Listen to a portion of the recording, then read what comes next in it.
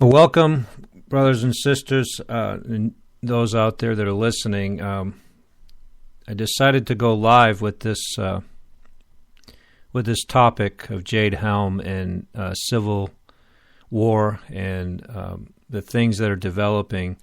And I was speaking with a friend in Florida that I've had on the broadcast in the past, from Florida, Rex from Florida, and as we were talking on the phone this afternoon, I just felt this is a topic, a discussion that needs to be broadcasted live. And I think there's a lot of people out there that would like to join this conversation. So you're welcome to leave your comments below the video on YouTube or on Spreaker.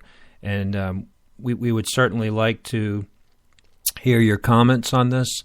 But I believe that this is maybe a different look at this whole situation. I think that Rex and I are actually talking about something that we don't hear a whole lot of people talking about today. So with no further ado, my special guest, Rex from Florida.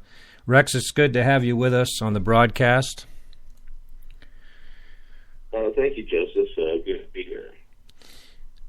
Rex, if we can just continue on this topic that we've been discussing already, we definitely are seeing, without question, there's a need for.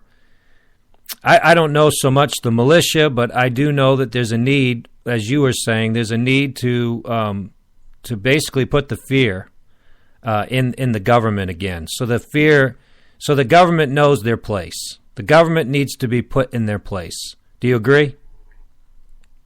Sure. The founding fathers said that the government needs to fear the people, not the people fear the government. And if that ever happens, that's very unhealthy.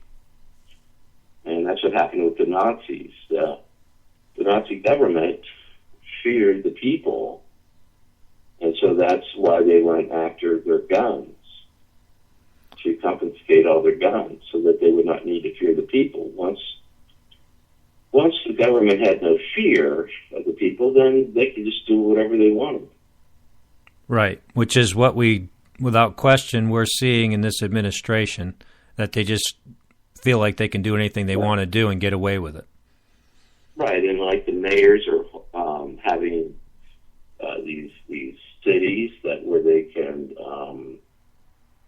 hide legally and not turn over to the federal government criminals, which endanger the public, like that one beautiful girl that was shot. Right. As an example. And as I brought to your attention today too, Rex, about what I just heard on the news, which I think is developing. I think this is something that just came out today, actually, is that the mayor in California, that they're now allowing the citizens, or should say illegal immigrants are now being allowed to have driver's license in California. Illegal immigrants. Can you believe that? That they're being given driver's license. I mean, where does it end? Access to the country. They can set up drug rings much more easily and so forth. And it's a proven fact, a known fact, that illegals are 10 times more likely to commit murder than citizens. Right. Okay. But with that knowledge, the American government then is not looking out for its people. They're endangering the citizens. Now, nothing has happened to this mayor that has allowed this illegal alien to be protected in his city. This mayor, if this was 30, 40 years ago, he'd be in jail right now. Right. It would be over with. But the higher ups are probably protecting the law, the courts, the way they think now. now they're all protecting them from what they do. They have an agenda. So, the only way to correct that, they say, well, hey, legally, then there's a way to take corrective action. Well, they just throw it out of court. They just delay, and nothing gets done. If they wanted to do something, they'd be doing it. Right. So right. I know we were talking earlier, like 30, 40 years ago, there was, the underground militia and that, which doesn't seem to be active today. And if this happened back then, they would probably do something about it. Right. And I'm thinking that if people could only understand that when we started calling the Republic a democracy, it was already going in the wrong direction. I don't think very many people are being informed, or very many people are intelligent today enough to understand the United States of America is supposed to be a republic, and it's supposed to be by the people. And as you were already saying, the government is supposed to be, without question, the government's supposed to be serving the people. And today, we're not seeing, public servants today. In this administration, we're seeing a dictatorship forming. And it's not altogether just because Obama wants to be a dictator. It's because the people are letting him be a dictator. The people are letting him get away with this. And those that are in these rogue mayors and these rogue, these rogue not countries, but states that, it's like Texas right now. Texas has been trying desperately for quite some time now. They've been trying to get out from underneath this corruption, because they realize the direction this country's going in, and they don't want to go the same way the rest are going. And we see that there's persecution being placed upon Texas right now. The governor in Texas is being persecuted. And this whole idea today that Obama does not have to have, there's checks and balances for a reason. There are checks and balances. We have the Constitution. We have laws. We have things that are in place for the very purpose to protect. That's why they're in place. They are there for the very purpose is to protect. And when you remove these, like the Bible says, they remove the old landmarks. Just because Obama thinks he can come along and say, well, that doesn't belong there anymore, we're going to move it over here, doesn't mean that necessarily that changes. Just like this movement right now trying to say that homosexual marriage is now legal in the United States. Just because the judges, the Supreme Court, interprets the law a certain way doesn't make it law. That does not mean it becomes law. And we're seeing today there is, without question, a spirit. Wouldn't you agree, Rex? There's a spirit behind this where it doesn't have to go through the proper channels anymore. Doesn't have to go through the proper proceedings anymore.